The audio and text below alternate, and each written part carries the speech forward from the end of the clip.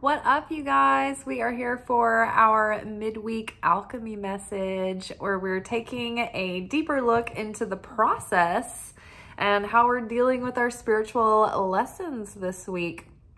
So I hope everybody's hanging in there. Even the daily messages have been a little bit hairy. In the daily pick a card, we had Queen of Swords reversed tonight. So yeah, there's so much raw energy up in the air from the eclipse. And I think that for the most part, the eclipse had a lot of positivity attached to it and the potential to really be expansive and help you launch that new sense of self into the world. It was like our big rebirth moment. But that is if you've been doing the work on the self and you've been preparing for this. It doesn't just come for free.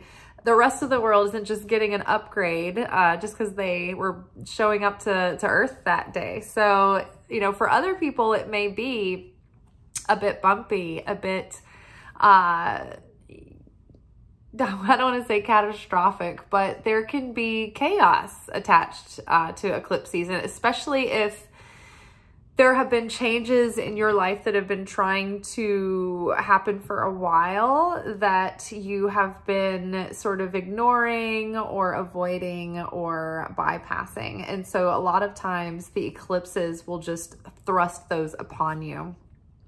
Other times the energy is so potent and everything is just so raw and charged that sometimes it causes people to be like super sensitive. Everyone's emotions are really magnified, and then it can cause you or influence you to do something reactive and rash and destructive. So hopefully we've all been preparing and we kind of kept our head down and kept our lips zipped and just tried to be on our best behavior the past few days and ride through it. And I think that it's really opening us up to some expansion. Having said that, this week, I think will highlight our shadow side to ourselves in some way. I think that that is a lot of the time, the eclipse will reveal something that has been hidden, right? And so our shadow has literally been the part of ourselves that we've been keeping tucked away and hidden. And now it's like that part of ourselves is coming out into the light, into the open, to be revealed and integrated and accepted as part of ourselves. And so it's been very healing because, and that's also attached to that Chiron energy. The Chiron energy going on right now, that comet is the wounded healer. And so that's when we discover how our maybe deepest core wound, like that sort of like pivotal life-defining wound. I don't want to say life-defining, but you know, like if you're watching a character like in a movie, say, like think about like a Star Wars type of situation where there's the main character and they have this tragedy that marks them in such a way. Like think about superhero movies, like let's say Spider-Man, right?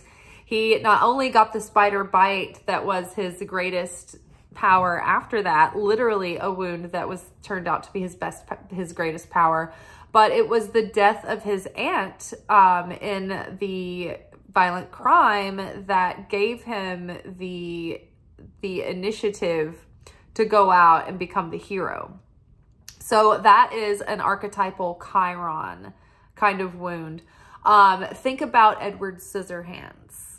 All right. That is classic archetypal Chiron right there. The wounded healer. Edward was hid away in an old dilapidated mansion at the top of the hill, like the hermit on the hill at the end of the neighborhood, at the end of the village. And he was isolated, right? And he was hidden away because he had, well, his creator died. And so he was left alone. And he didn't want to approach the town because he'd never been exposed to other people. But when he did, he realized that he was so different and he had these Scissorhands, right? I don't know if you guys have ever seen Edward Scissorhands. If you haven't, you must. I feel like everyone in the world has seen Edward Scissorhands, but now I am an old person, apparently. And there are youngsters coming into this planet who don't know the references I'm making. It's too weird. So yeah, Edward Scissorhands is amazing. But at first it was like, that was the thing that made Edward, like, everybody worried that he was going to be the weirdo, that he wouldn't fit in to their little squeaky clean, you know, cookie cutter neighborhood. And then it was like his family embraced him and didn't really acknowledge his scissor hands one way or the other. And then he became comfortable, and then it's like he started to show off his talents with his scissor hands. Like, oh, he's like a genius sculptor, and he can make beautiful, like, ornamental shrubberies and like grand, like abstract, like avant-garde haircuts and things. And then everybody loved Edward, you know, and it was like his superpower.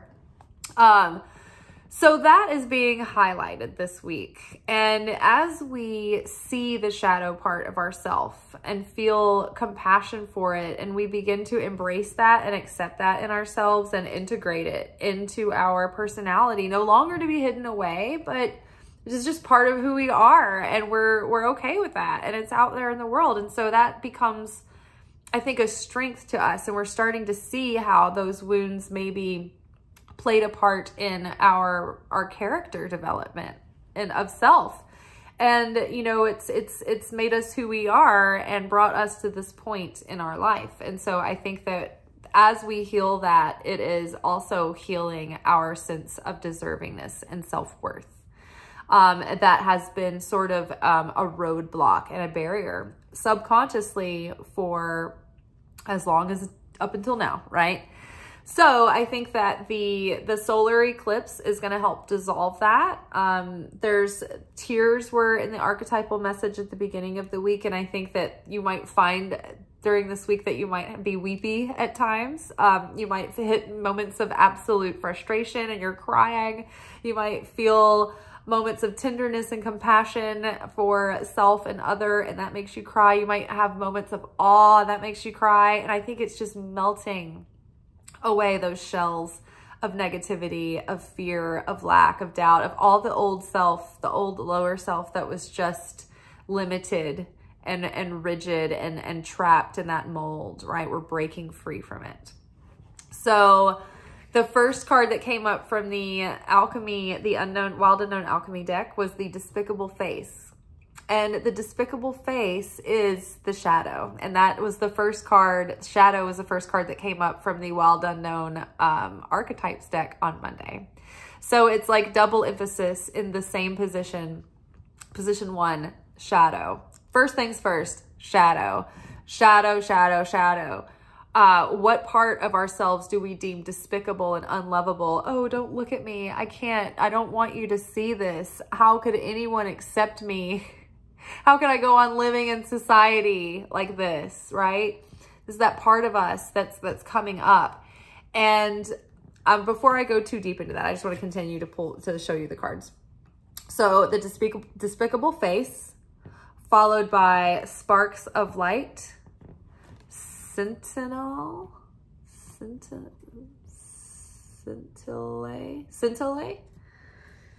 and 10, Stanum.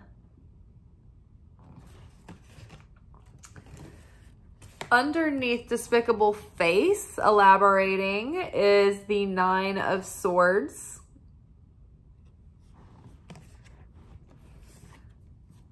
Underneath the Sparks of Light, we have the Lovers.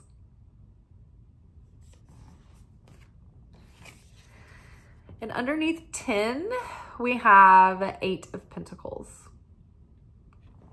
All right.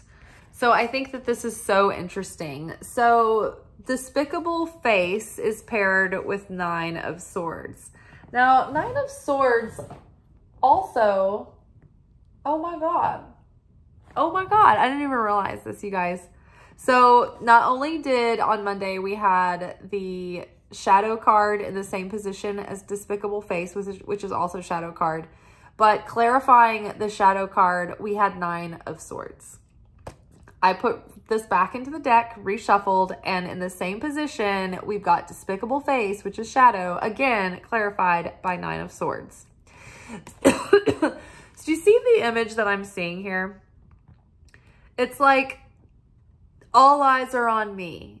It's that feeling of being exposed, worried, fearful, insecure, self-conscious, right?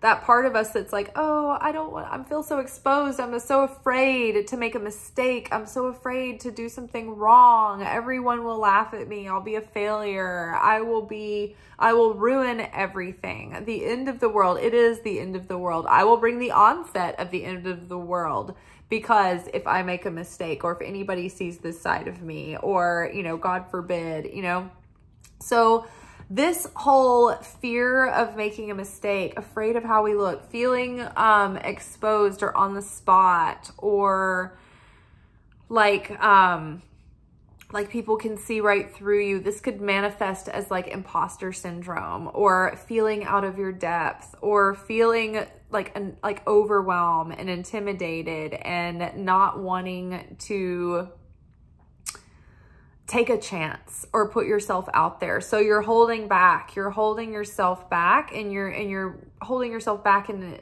the name of being reserved, or, you know, not taking a risk, right? Maybe there's something that you need to do and it requires that you just sort of like get a little bit Wild West with it and take a chance and then go back and fix something later. I know for me personally, I'm working on a project right now that I feel like I'm going so much slower than everybody else, because I'm seeing things that could become problems later. It has to do with like business structure and whether or not like a sales tax issue is going to apply. And so I am trying to do this research, but I'm afraid to just like launch something and get it started because of the domino effect of like, oh my God, what if the government catches me like doing this without going through the proper procedures first, you know?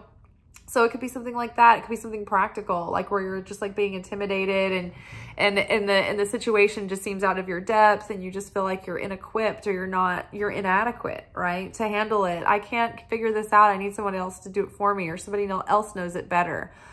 During To Be Magnetic's last year's unblocking challenge in the summer, the whole key core thesis of that challenge was to try to like uncover your core wound. What is your archetypal core wound? Mine, I traced it back, and this is how you know. It's like there's a core wound that is a thought, and all of your other wounded thoughts are there as like as a result of that. And I'll show you what I mean. So I figured out through a lot of work and workshopping and journaling and deep imaginings, which are the self-hypnosis meditations that tap into your subconscious, I found out that my core wound was I am inadequate. In my mind, I don't think I'm inadequate. I don't feel inadequate. I don't any more than anybody else does. You know, it's like I'm the same amount of, oh, I don't think I can do it, or, you know, but I'll try anyway kind of thing. So I didn't think that this was really the issue for me. But as I looked closer, I was like, no, that is a very subtle and quiet fear, a fear of inadequacy. And therefore, oh, if I'm inadequate, then everybody else's needs are more important, right? My needs don't matter. If I am inadequate, therefore I don't belong.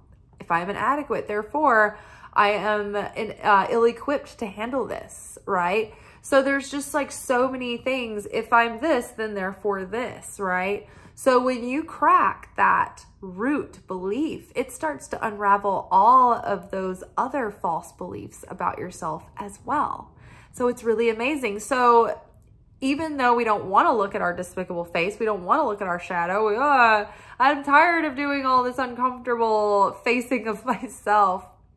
We need to, because we're actually gonna find that we've been healing. And now it's like when our shadow comes up, instead of trying to push it away so nobody will see it, It's almost like we've integrated it to the point where like now we're defending our shadow. It's like, no, this is a part of us. And we don't deserve to be treated this way. And we deserve, you know, blah, blah, blah, or whatever, you know, and it's like you have more self-worth. You have more a sense of deservingness to set boundaries or draw limits or not settle for bad behavior of your own, right? Like maybe you have wasteful spending habits or you're impulsive about it. Maybe you have been wanting to clean up your diet so you feel good, but you continue to eat like bad foods that make you feel bad. Maybe there are other habits that you've wanted to break and different, you know, routines that you've wanted to put in place. And maybe that's been hard for you to do that. So when our self-worth is low, those things slide. But when our self-worth is deepened and we feel deserving, then we're more self-disciplined. We're not going to put up with our own bad behavior and bad treatment of ourselves any more than we will anyone else, right? And maybe that's for the first time you're starting to feel that kind of backbone surge from within you and you're like, no, I can do this. So very exciting. So don't let a sense of insecurity or self-consciousness hold you back. I have a portion from A Course in Miracles that I want to read before the end of the reading.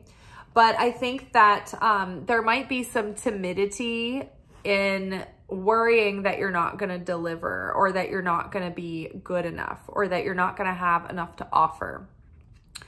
I have felt this way before, you know, when I first started serving again and I would get weeded and I would worry about my guests and teammates and like I wasn't doing a good job. I would feel this way whenever I would like be kind of out of my depth technically on maybe a more difficult shoot that required like rigging that was like scary. And I was worried that I was like not, you know, up to par. And yeah, sorry, I lost my train of thought there a little bit. Like seeing an insecurity about yourself and facing it. Oh, and so I would remind myself about this passage from A Course in Miracles. And I'll just read it now instead of later. Because this is very relevant.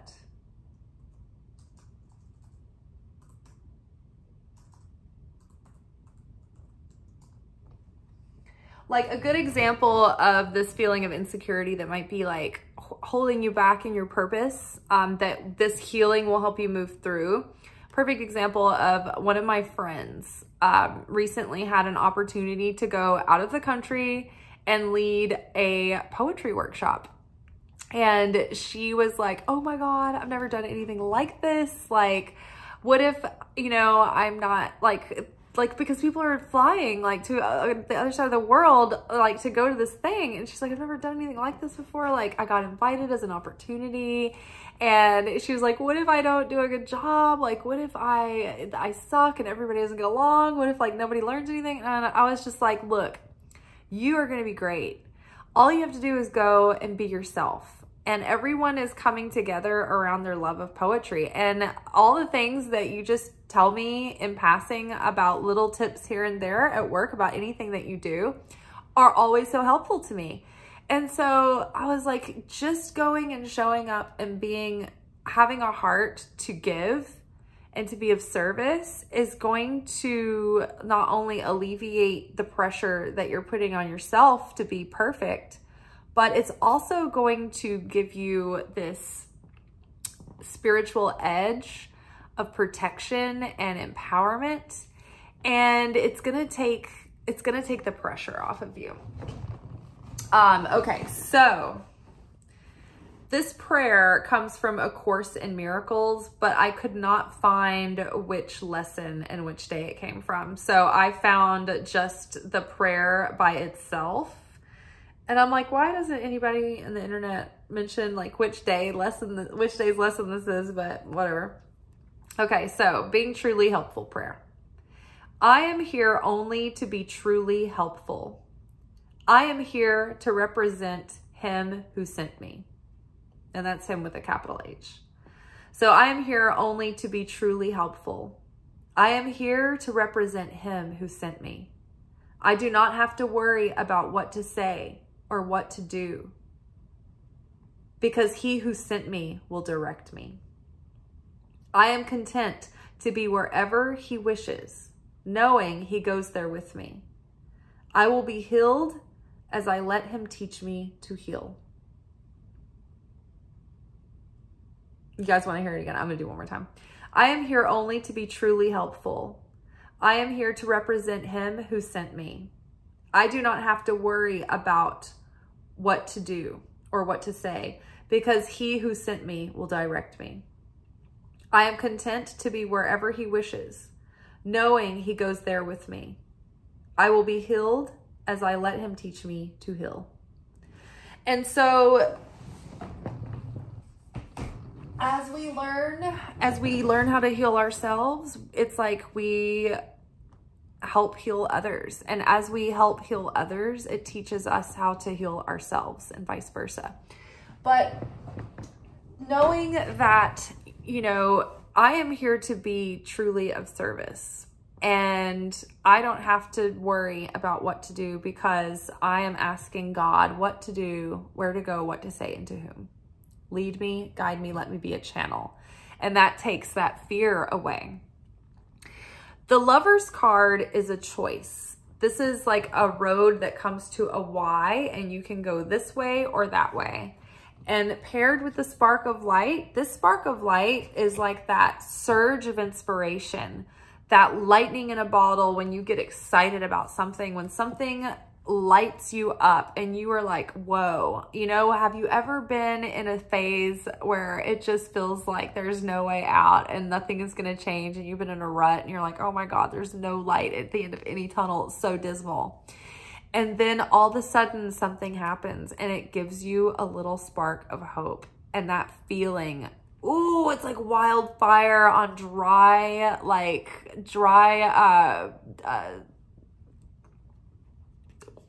foliage. I can't think of words.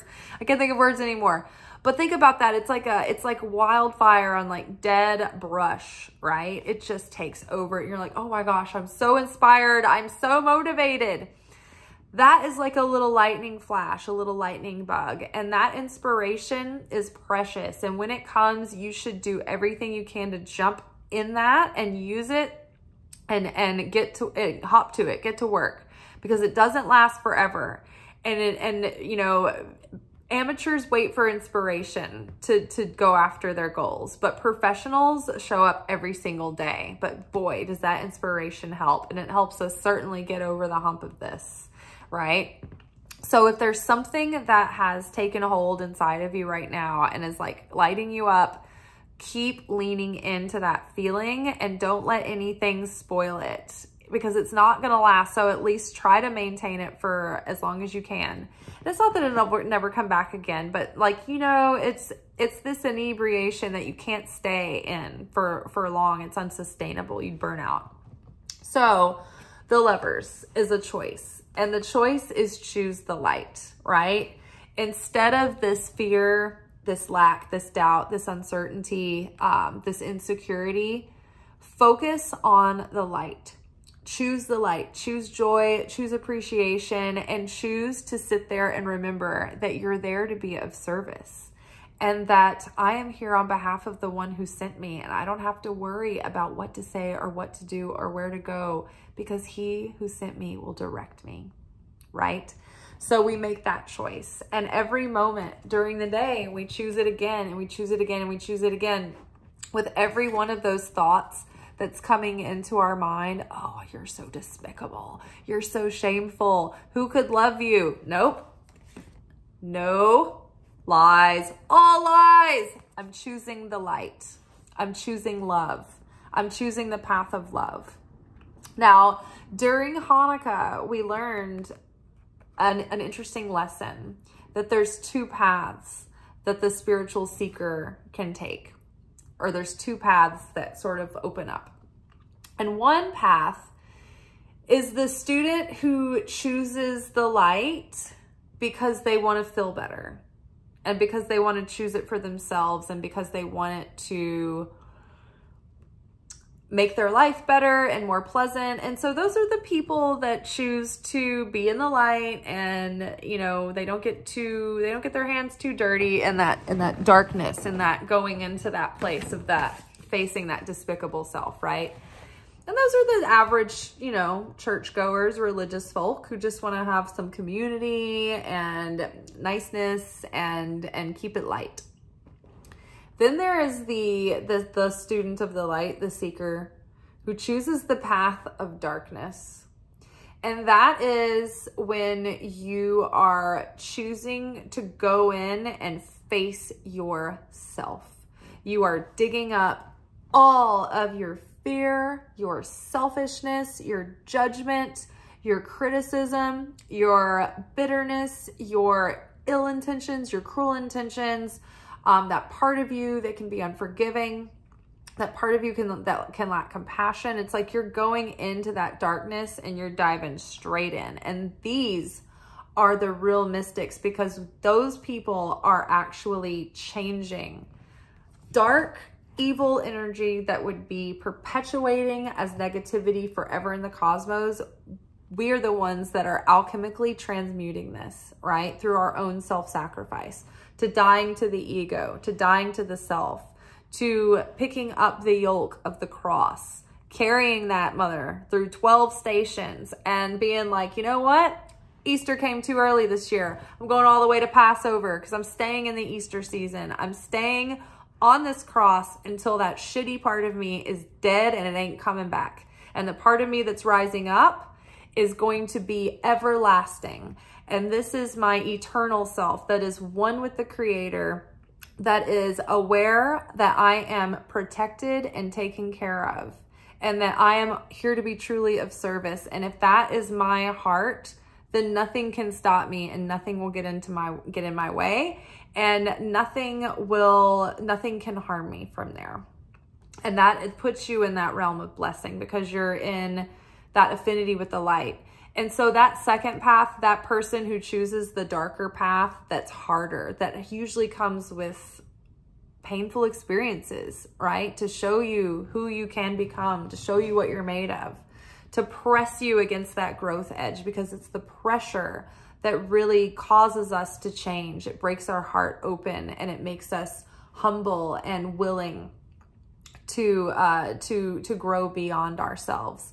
And we choose this path, not like the person that chooses the light path. That's just like, oh, well, this will make me feel better and this will make my life go better and it'll just give me a funner experience. This is the person, the person who chooses this darker path is the one that wants to receive not for the self alone, but for the sake of sharing. To heal not only the self, but so that they can help others find healing as well. The person who does the hard work so that hopefully they can change the world for the better, and the world will become a better place because of it. And even though it may not seem like you make a difference, even if you're doing this work and you're only in your little corner of the world and you just have your small group of people around you, it still makes a difference. Because like we said, from an energetic point of view and from a quantum physics point of view, matter cannot be created nor destroyed. That is the law of conservation of matter. It can only be changed. And so evil, ill intent, selfishness in the universe, darkness, it will perpetuate until it is transmuted.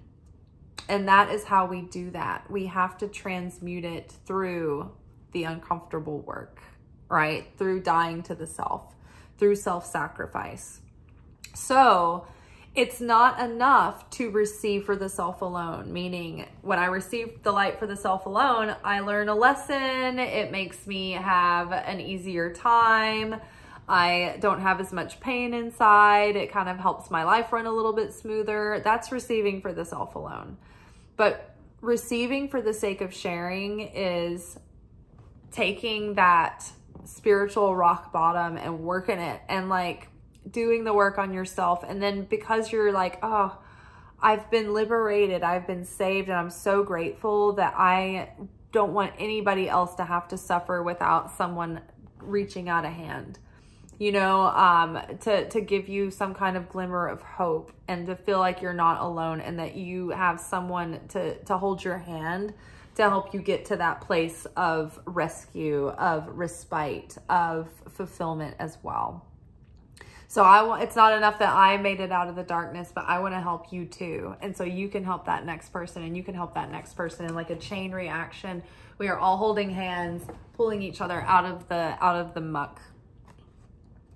So choosing the light and following the light and letting that spark light you up and light a fire of passion in your heart. Now, the Lovers card here, it talks about making choices from the heart. So as we're making these big life choices, we want to choose based on what fills our heart with love, what fills our heart with purpose, what calls our soul, right? Those choices are made from a point of authenticity and are more than likely led and steered by that spirit self within, by the Holy Spirit who's in connection with that higher self, right? When we're honest with ourselves and we have integrity and we make choices that really reflect the true love in our heart, then that opens up more and more blessing, right? It's authentic, it's truth, and it will expand. Now, another thing to point out here is that, so making those big decisions based on what really, like, what's in your heart, put like your heart's in it, like do things that your heart's in. If your heart's not in it, it's not gonna, don't make that decision. It's not gonna work out. It's just gonna be, it's gonna crumble to ashes. It's not gonna be blessed. There's not gonna be any energy in it because your heart's not in it. The heart is what gives things the energy, the magnetism, the power. So another thing about this card, the Lovers, is that we have to,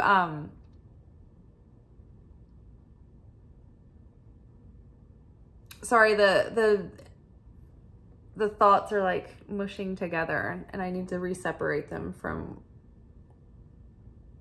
So we have making decisions from the heart that are truly aligned with the heart. Oh yes.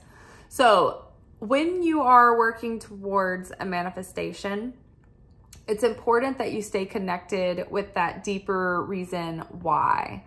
The reason why you're doing something that fills your heart with love, that fills it with purpose, that fills it with a sense of fulfillment. Because when you are giving to a project or a dream or say a business or a relationship or a person, and you are giving from a sense of sharing, from an excited sense of, I want to give to this because I want to give it life and I want to make it great and I want to over deliver, right? When I want to, if I'm creating a product, I want to make this the best product so the customer has the best experience with this product and I'm making the world a better place, and it's not just about what I can get out of it. I'll tell you this right now, I have never been so angry as I am at the person who decided to cut corners around making squirt bottle pump action release mechanisms because a fucking Windex bottle doesn't even work anymore. You have to like save the bottle that works because they changed the way that the pump thing, the little ball bearing, they made it some weird plastic like bead thing and it pops out and it doesn't work, and then the thing doesn't squirt and you're just like bleach running down everything. That was not what we're talking about. They were not giving for the sake of sharing. They were doing for the sake of themselves, trying to save pennies, right? And it's making the world a worse place, right? Whereas if they were just like, oh, not only do I want my Windex to be the best cleaning fluid ever, I want the bottle to be the best. I want it to be the best squirt bottle on the market. And if they did, then they would be the top selling cleaning product because none of the other products work. So everybody would probably buy that cleaning product just to save all the bottles, right? So when you're giving to a project and you start to feel depleted reconnect with that feeling of excitement of sharing.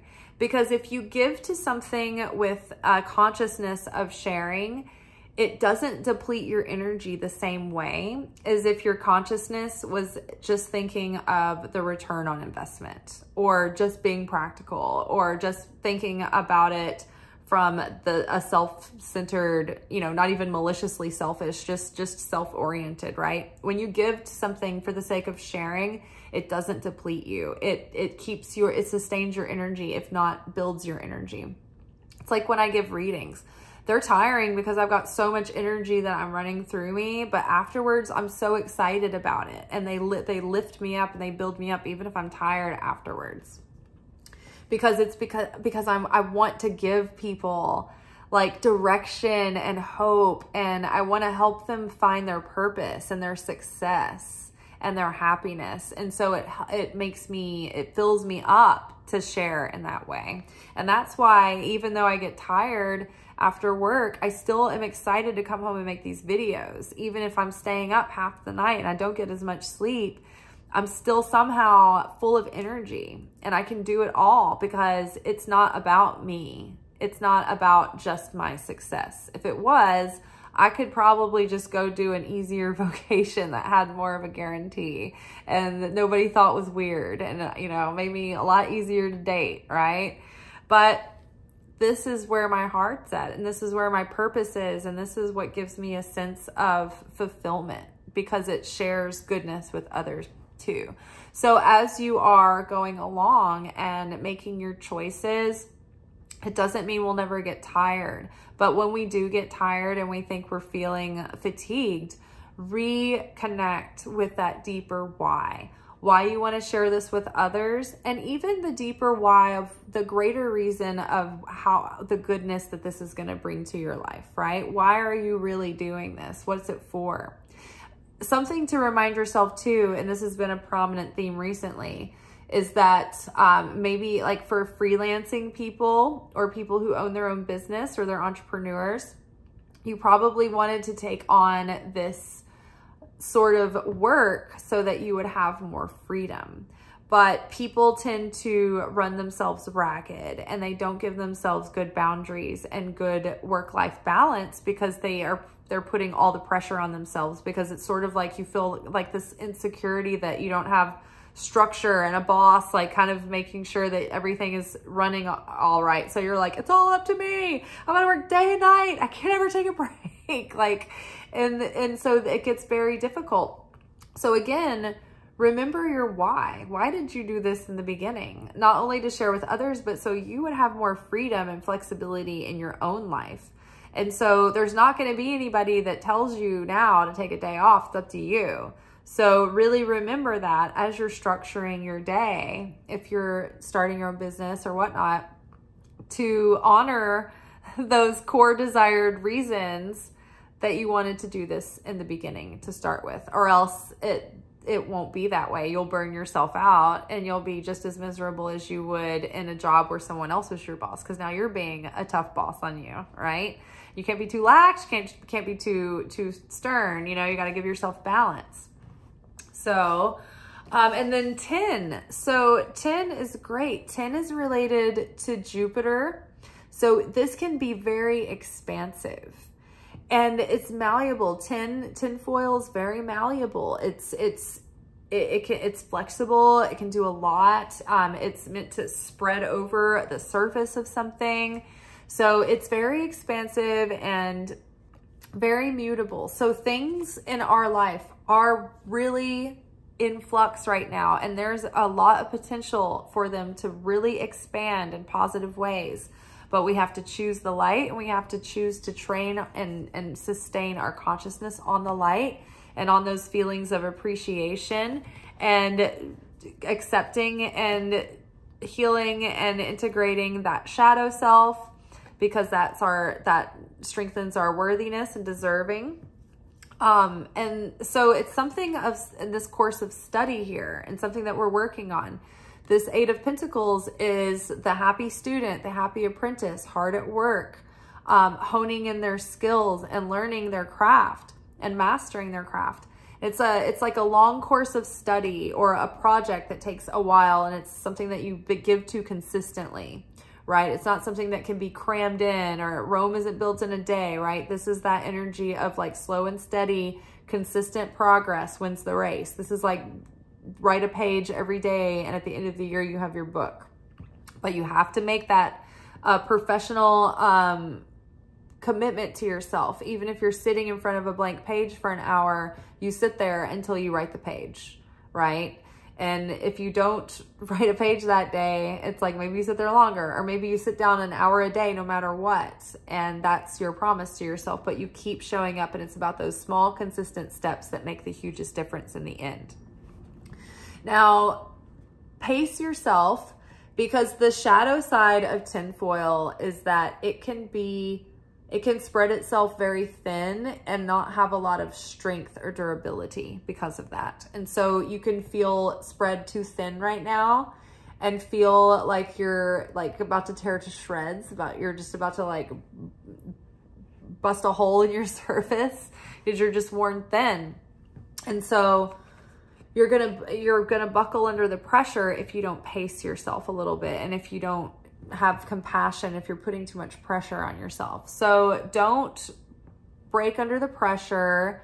Pace yourself. Give yourself a gentle, consistent, doable, manageable workload. Is there anything else in 10? Jupiter. I mean, Jupiter expands our philosophy, our fortune, our adventure, anything that we have our focus on, it can expand right now.